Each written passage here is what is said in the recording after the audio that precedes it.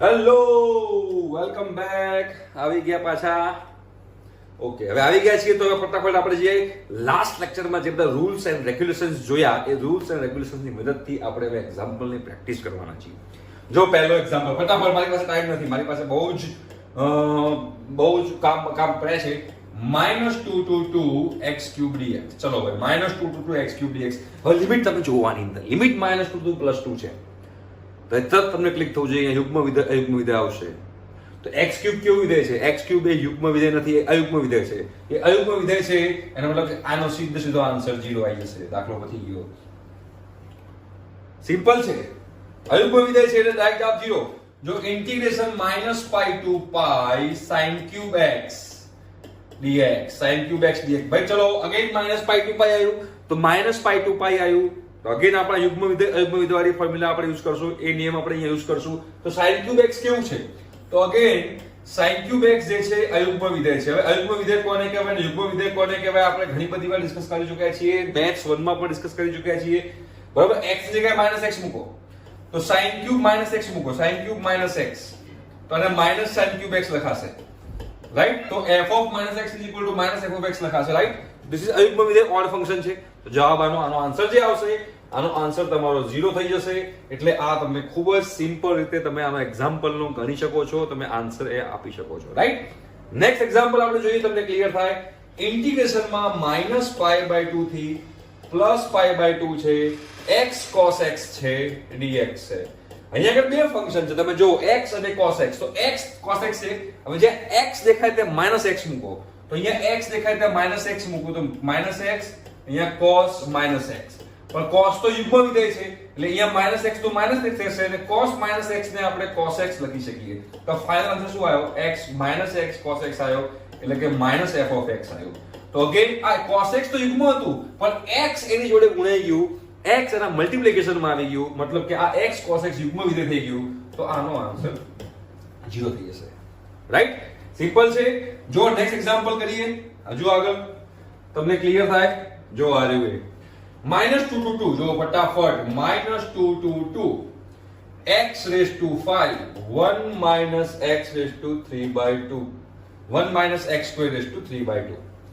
હવે તમે x ની જગ્યાએ -x મૂકો. જો બધે તો -x ની 5 ઘાત 1 - x નો સ્ક્વેર ની 3/2. -x ની 5 ઘાત ને -x ની 5 ઘાત આવી તો લખાય ને 1 આ તો પાછું પ્લસ જ થવાનું છે, x સ્ક્વેર ની 3/2. તો આ માઈનસ ખાલી બાકી રાખું તો આ શું છે? આ પાછું એનું જ વિધેય આવી ગયું આનું. તો આને -f of x લખાય એટલે કે અહીંયા f of -x બરાબર -f of x આવ્યું, મતલબ કે આ અયુગ્મ વિધેય છે, મતલબ કે આનો આન્સર 0 આવશે. રાઈટ, જો તમને એક સિમ્પલ ક્લિયર થતું હશે. નેક્સ્ટ એક્ઝામ્પલ જો -1 to 1 છે, log 2 - x upon 2 plus x. એટલે આપણું ફંક્શન શું થયું તમે જુઓ અહીંયા આગળ. આપણું ફંક્શન થશે f of x બરાબર log 2 - x upon 2 plus x. હવે જ્યાં x દેખાય ત્યાં -x મૂકો તો log એ 2 plus x થઈ જશે, નીચે 2 - x થઈ જશે, જ્યાં x દેખાય ત્યાં પ્લસ. બરાબર, હવે આ વ્યસ્ત કરી નાખું તો આને ન લખાય. જો log 2 - x ઉપર લાવો અને 2 plus x નીચે લાવો તો એની -1 પાવર કહેવાય કે ના કહેવાય? બિલકુલ કહેવાય. ને -1 ને આગળ લાવો તો શું લખાય? -1 log 2 - x upon 2 plus x થાય. ને આ શું છે? પાછું fx છે તો -f of x થઈ ગયું. એટલે મેં f of -x કર્યું તો જવાબ આવ્યો -f of x, મતલબ કે અયુગ્મ વિધેય છે. જવાબ 0 કેમ કે -1 to 1 હતું. સિમ્પલ છે. નેક્સ્ટ એક્ઝામ્પલ જોવો, તમને ક્લિયર આવે. -1 to 1 sin cube x into cos raised to 4x. હવે ડાયરેક્ટ કરું છું. આ તમારું અયુગ્મ છે અને આ યુગ્મ છે તો આખું અયુગ્મ થશે. અયુગ્મ થશે એટલે આનો આન્સર 0 આવશે. સિમ્પલ છે. નેક્સ્ટ એક્ઝામ્પલ જો તમને વધારે મજા આવશે. Integration -1 to 1 x² + 1 dx. હવે તમે જોશો અહીંયા x ની જગ્યાએ -x મૂકો કોઈ ફરક નહીં પડે.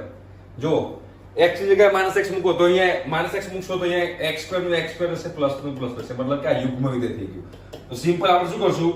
આગળ 2 મૂકી દઈશું, 0 થી 1 કરી નાખશું, x² + 1 dx કરી નાખશું. હવે આપણે સિમ્પલ ઇન્ટિગ્રેશન કરશું એટલે કે ભાઈ x³ / 3 + x થશે, 0 થી 2 થશે, 1 થશે. એકવાર 1 મૂકો, એકવાર 0 મૂકો. 1 મૂકશો તો 1/3 + 1 થશે, 0 મૂકવાથી 0 થશે. એટલે અહીંયા આગળ 3 4/3 8/3 તમારો ફાઇનલ આન્સર આવશે. 8/3 is your final answer. Simple છે. હજુ આપણે આગળ એક્ઝામ્પલ જોઈએ. જુઓ, integration -1 to 1 1/1 plus x² dx છે. અગેન આ તમારું યુગ્મ વિધેય થશે કેમ કે તમે x ની જગ્યાએ -x મૂકશો તો ફરક નહીં પડે. તો ડાયરેક્ટ આગળ 2 કરી નાખું, 0 થી 1 કરી નાખું, 1/1 plus x² dx કરી નાખું. હવે 2 કરી નાખું, 1/1 plus x² નું ઇન્ટિગ્રેશન tan ઇન્વર્સ x થાય. તો tan ઇન્વર્સ x અને લિમિટ મૂકી દો 0 થી 1. એકવાર 1 મૂકો તો ભાઈ tan inverse 1 minus tan inverse 0. તો 2 tan inverse 1 એટલે કે pi/4 minus 0 એટલે કે pi/2 is your answer. Right? તો આ યુગ્મ વિધેય અયુગ્મ વિધેયના બેઝ પર આપણે ઘણા બધા એક્ઝામ્પલ્સ જોયા અને આઈ થિંક સો કે તમને આવડ્યા હશે, તમને આવડી પણ જશે. તો આજના લેક્ચરમાં આટલું રાખીએ છીએ. પછી નેક્સ્ટ લેક્ચરમાં આપણે બીજી જે પ્રોપર્ટી છે એના બેઝ પર આપણે એક્ઝામ્પલ લઈશું. ઠીક છે? Thank you so much. Bye. Hello, welcome. ભાઈ આવી ગયા છો લેક્ચરમાં. યસ, આજે તો ઠઠાઈને મસ્ત સેટ થઈને આપણે આવ્યા છીએ. આજે મૂડ સારો છે આપણો, તો કપડા ઉપર ટકાટક બધું પહેરીને આવી ગયા છીએ. મસ્ત લાગુ છું? બરાબર છે. તો હવે આપણે આગળ ચાલુ કરીએ આજનું લેક્ચર. તો આ લેક્ચરની અંદર આપણે જે પેલું કીધું હતું ને કે 0 થી a હોય, 0 થી આ પ્રોપર્ટી હતી f of x dx, f of x dx.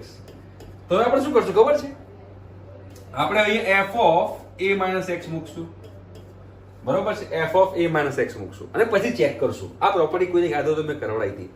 તે પ્રોપર્ટીનો યુઝ કરશું એટલે આપણે બેડો પાર થઈ ગયો. જો મને જુઓ ફટાફટ, તમને ખબર પડે તો જોઈ લો ધ્યાનથી. આનો પહેલો એક્ઝામ્પલ 0 થી 2π. બરોબર છે? sin raised to 5x. તો ભાઈ sin raised to આપણે 5x કરી નાખીએ, cos raised to 4x કરી નાખીએ. હવે આ જે આપ્યું છે આપણે એને i કહી દઈએ. i ધાર લેતું આ i છે. બરોબર? i અહીંયા આગળ dx કરી નાખીએ. બરોબર? હવે પેલો પ્રોપર્ટીનો યુઝ કરો. પેલી જે પ્રોપર્ટી જે ગુણધર્મ હતો ને, ગુણધર્મોનો આપણે યુઝ કરીએ. શું લખાશે? i બરાબર ઇન્ટિગ્રેશન 0 થી 2π. અહીંયા sin raised to 5 2π minus x લખાય. અહીંયા આગળ cos raised to 4 2π minus x લખાય અને dx કરાય. હા કે ના? બિલકુલ સાચી વાત છે. હવે અહીંયા આગળ કન્સેપ્ટ આવી ગયો તમારા ટ્રિગોનોમેટ્રીનો. હવે જો આ કન્સેપ્ટ ના આવડતો તો અગેન dawpani.com થઈ જાય. 2π માઇનસ કયું ચરણ? ચોથું ચરણ. ચોથામાં સાઇન કેવું? નેગેટિવ. 0 થી 2π minus sine raise to 5 2π minus x થાય. ચોથા ચરણમાં અરે 2π જતું રહ્યું. બરોબર? આવું આવશે. ઉપર તમે લોકોને તકલીફ પડે ના કરતા આપણે જ કરી દઈએ. તમે લોકો પછી મને ગળું પકડવાના આવશે. એ બતાવું કર્યું. અને અહીંયા આગળ cos 4 raised to x થશે. એમ કે 2π minus x ચોથું ચરણ. ચોથા ચરણમાં તો ભાઈ 0 હોય, ધન હોય. હવે માઇનસ ને બહાર લઈ લો તો i બરાબર 0 થી 2π. આ માઇનસ ને બહાર લઈ લો, માઇનસ. તો શું બચ્યું અહીંયા આગળ? sin raised to 5x cos raised to 4x dx. બરાબર? હવે આ શું આવ્યું? અગેન જો આ શું આવ્યું? જો આ તો i છે. જે મૂળ રકમ હતી એ મૂળ રકમ જ બની ગઈ. તો એનો મતલબ શું થયું? આગળ માઇનસ હતું, આ માઇનસ. તો શું લખાય? i બરાબર માઇનસ i. આવું ના થયું? માઇનસ i ને આ બદલાવો તો 2i બરાબર 0. 2i બરાબર 0 તો i બરાબર પણ 0. તો આન્સર આવી ગયો 0. જોઈ લો, i આ હતું તો i નો આન્સર 0 છે. મતલબ કે આ જે ઇન્ટિગ્રેશન છે એ ઇન્ટિગ્રેશન નો આન્સર 0 છે. દાખલો પતી ગયો. જો બીજો એક્ઝામ્પલ જો તમને વધારે ક્લિયર થશે. 0 થી π/2. 0 થી π/2 log 10x. હવે પહેલી જે ફોર્મ્યુલા હતી આપણે યુઝ કરશું log 10x, પણ અહીંયા આપણે આને i એઝ્યુમ કરી નાખશું. તો હવે i બરાબર શું લખાશે? 0 થી π/2 log 10 x ની જગ્યાએ π/2 minus x લખવાનું. પેલી જે પ્રોપર્ટી હતી પ્રોપર્ટી યુઝ કરી a minus x, x ની જગ્યાએ a minus x મૂકવાનું. હવે 10 π/2 minus x ને શું કહેવાય? તો 0 થી π/2 log આ તમારું થઈ જશે cot x. તો log cot x લખાશે. હવે log cot x છે થોડા અક્ષર મોટા થાય છે પણ વાંધો નહીં. i બરાબર શું લખાશે? 0 થી π/2 log 1/10x ના લખાય dx. જો સિમ્પલ છે? હા કે ના? મને કહો. સિમ્પલ છે, બરોબર છે? હવે એની આગળ બીજો સ્ટેપ જુઓ. હવે આને મારે લખવું તો ન લખાય. i બરાબર 10x ને ઉપર લઈ જાઉં તો જો હું 10x ને ઉપર લઈ જાઉં તેની ઘાત શું થાય -1 અને -1 છે ઘાત એ log ની આગળ આવી જાય તો આમ ન લખાય 0 થી π/2 માઇનસ log 10x આવું ન લખાય એટલે કે log 1/10x ની જગ્યાએ મેં માઇનસ log 10x મૂક્યું આ માઇનસ ને બહાર લાવી દો તો i બરાબર માઇનસ 0 થી π/2 log 10x હવે આ પાછું શું બની જો આ પાછું તમારું i જ બન્યું આનું આ જ બની ગયું મતલબ કે i બરાબર -i તો 2y બરાબર આવા જ આવે તો પ્લસ થાય તો 2y બરાબર 0 એટલે કે i બરાબર 0 એટલે કે ભાઈ આનો આન્સર પણ 0 જ છે અગેન એનો આન્સર 0 છે ભાઈ સિમ્પલ છે બહુ જ સિમ્પલ છે આવડી જાય એવું જ છે કે શું અઘરું નથી જો એના પછીનો એક્ઝામ્પલ જો તો પેલું 10x માં હતું આ cot x માં છે તો બાકી બધું તો એનું જ છે જો તમે આ એક્ઝામ્પલ જુઓ શું લખ્યું છે ભાઈ 0 થી π/2 log cot x છે ભાઈ બરાબર log cot x છે અહીંયા હું i એઝ્યુમ કરી દઉં છું તો હવે i ની પ્રોપર્ટી યુઝ કરો 0 થી π/2 log અહીંયા મારે લખવું પડશે cot π/2 minus x લખવું પડશે હવે આગળ વધીએ તો i બરાબર 0 થી π/2 log આ તમારું 10x થઈ ગયું હવે 10x જે છે એને મારે લખવું હોય તો આવું લખાય 0 થી π/2 log 1/cot x પણ લખાય 10x ને આ પાછળ dx સમજી લેવા વિનંતી તો dx આપણે લખી નાખ્યું તો હવે i બરાબર 0 થી π/2 અને માઇનસ log cot x કહેવાય dx કહેવાય એટલે આ તમારું શું બન્યું અગેન i બરાબર -i બન્યું એટલે કે 2i બરાબર 0 બન્યું એટલે કે i બરાબર 0 બન્યું યા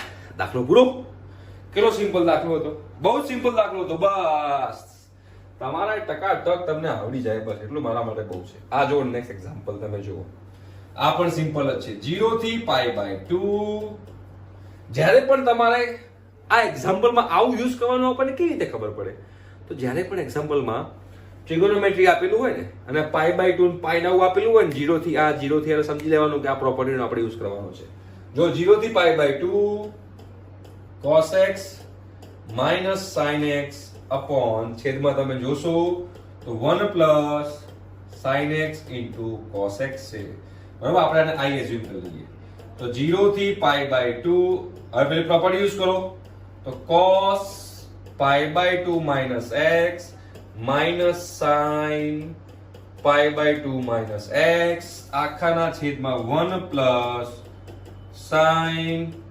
π/2 minus x cos π/2 minus x dx જ્યાં x દેખાય તે મેં a minus x મૂકી દીધું હવે તમે જુઓ તો શું આવશે 0 થી π/2 આ તમારું sin x થઈ ગયું cos નું sin થઈ જાય આ sin નું cos થઈ જાય તો આ cos x થઈ ગયું છેદમાં 1 નું 1 રહ્યું આ તમારું cos x થઈ જાય અને આ તમારું sin x થઈ જાય અહીંથી માઈનસ સામાન્ય કાઢું તો 0 થી π/2 માઈનસ સામાન્ય કાઢું શું થાય again cos x minus sin x થઈ જાય sin x minus cos x હતું એટલે cos x minus sin x થઈ જાય છેદમાં 1 plus cos x into sin x dx તો જો આ પાછું શું આવ્યું જો જૂનું જે હતું એનું જ આવી ગયું તો મતલબ શું થયો મતલબ આવો થયો કે i બરાબર -i 2i બરાબર 0 એટલે કે i બરાબર 0 દાખલો જવાબ પતી ગયો ભાઈ આનો જવાબ બી 0 છે એટલે બધાનો જવાબ 0 આવ્યો તો આઈ થિંક સો કે તમને હવે આ ટાઈપના એક્ઝામ્પલ જો પૂછાય તો તમને આવડશે એવી મારી ભગવાનને પ્રાર્થના ભગવાનને હું વિશ કરું જય માતા દી લેટ્સ ટોક બાય બાય મળીશું નેક્સ્ટ લેક્ચરમાં